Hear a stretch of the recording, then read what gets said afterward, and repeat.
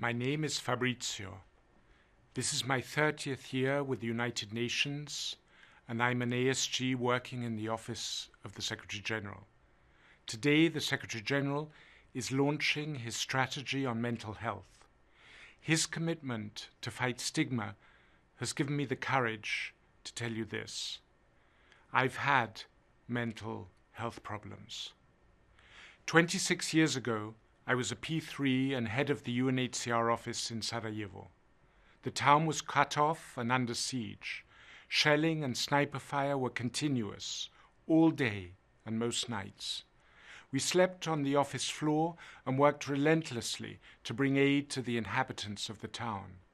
Witnessing people, sometimes children, killed or injured was a daily occurrence, and sometimes we were also targeted.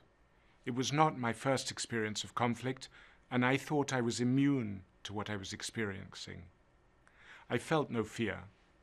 That changed with an aid convoy I led from Sarajevo to a besieged town in the east of the country called Gorazde. No aid or medical supplies had reached there for months, and the wounded were being operated on without anesthetic. At dusk, on a remote mountain track in dense woodland, we drove into a minefield and were ambushed.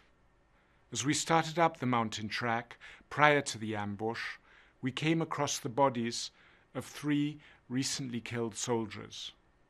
Shortly after we'd placed the dead in my car and moved on, the lead armored personnel carrier just in front of me was hurled into the air like a ball with the explosion of an anti-tank mine.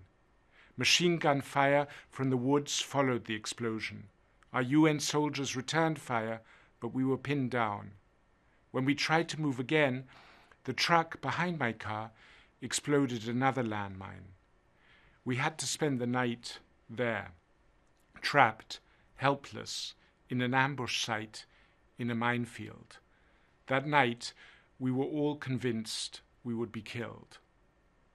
I never recovered fully from that night. I grew fearful and had to leave Sarajevo. Once out, I could not face going back. I felt ashamed and guilty for abandoning my staff and the people of Sarajevo, but my nerve was broken. I worked for a few more months in the region, and my fears grew worse. I had been an accomplished public speaker, but I broke down each time I had to talk about the conflict. When I had my first panic attack, I was sure I was going mad. I did not dare tell anyone. I left the region a few months later and thought rest would make me better, but my anxiety, my guilt, and the frequency of my panic attacks only got worse, far worse. I could not go outdoors without being assailed by intrusive thoughts, by flashbacks, and by panic attacks. I lost the ability to speak without being overcome by emotion and brought to tears. It took me some time to get proper treatment and to be diagnosed with post-traumatic stress disorder. It took me 2 decades with psychologists, with psychiatrists, with medication and other treatment to overcome the debilitating symptoms. I was supported first by UNHCR and then by the UN Medical Service, but I know this has not always been the case with others. I know because I've met many colleagues who, like me, have had mental health problems. And I know there are many, many more who nurture their unwellness in secret. The causes behind trauma, anxiety disorders, or depression do not always have to be dramatic events. Mental health disorders can be the function of cumulative stress rather than of a single dramatic incident. They can result from loneliness or the claustrophobia of life in a highly secured compound in a remote field duty station. They can also result from abuse by colleagues or a supervisor.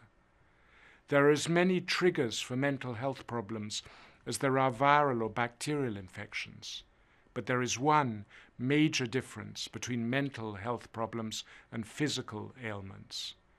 Those facing physical injury or sickness will almost invariably elicit the sympathy of others, while those with mental health challenges tend to be shunned or stigmatized. The worst stigma I faced was from myself. I was deeply ashamed and felt guilty. I thought I was weak, a failure, worthless. For a long time, I thought my professional life was over, and in my worst moments, I was convinced I would need to be committed to an institution. It's taken me 26 years to tell my story like this, and I'm telling my story to encourage you to do one thing, to care for others. Those who are worse affected with mental health challenges are unlikely to step forward. They need others to reach out to them. Care also for yourself. We are all human and vulnerable. Trauma is a normal reaction to an abnormal event. Depression can also be a normal reaction to what we are exposed to and what we have to live through, especially in some field situations. Care about the stigma, fight it. The greatest aggravator of mental disease is the failure to acknowledge it. Sometimes our own failure to acknowledge it in ourselves. Mental health is just as important as physical health. We cannot do our duty to others unless we are well, in body, in mind, and in spirit. So reach out if you don't feel well, and reach out if you think others may not be well. Let us all do that one thing, care more, care better.